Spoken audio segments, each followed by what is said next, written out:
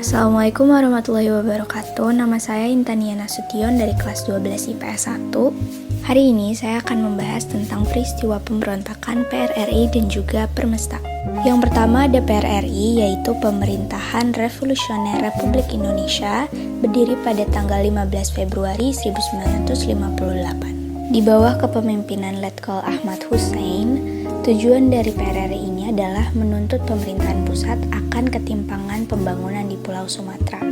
Sedangkan latar belakang dari pemberontakan ini adalah pertama karena kebijakan RERA yang dirilis oleh Kabinet Hatta pada 1947 dan 1948. Yang kedua adalah karena kekecewaan atas sistem pemerintahan yang terlalu sentralistik, dan yang terakhir adalah tidak setujunya banyak unsur-unsur komunis di dalam kabinet.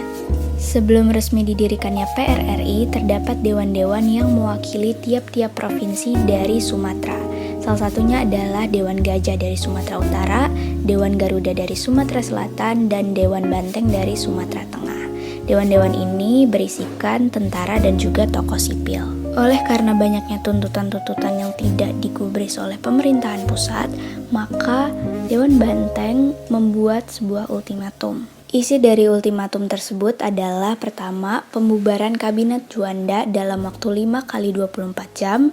Yang kedua adalah pemberian wewenang kepada Muhammad Hatta dengan Sri Sultan Hamengkubuwono IX untuk membentuk Kabinet Nasional yang bebas dari unsur PKI.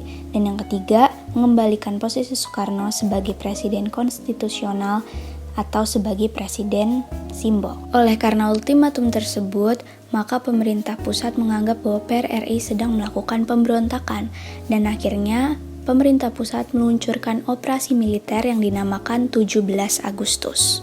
Operasi militer ini terdiri atas anggota APRI, darat, laut, dan udara dipimpin oleh Ahmad Yani. Pada 17 April 1958, APRI pertama kali mendarat di Sumatera Tengah melalui jalur laut.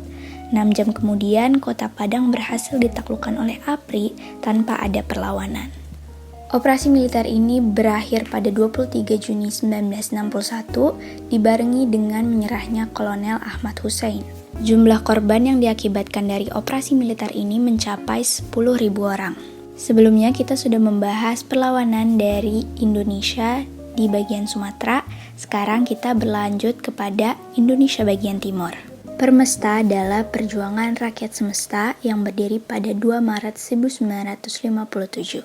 Di bawah kepemimpinan Letnan Kolonel Van J. Samuel, tujuan dari Permesta ini adalah mendorong pemerintah supaya memperhatikan pembangunan negeri secara menyeluruh.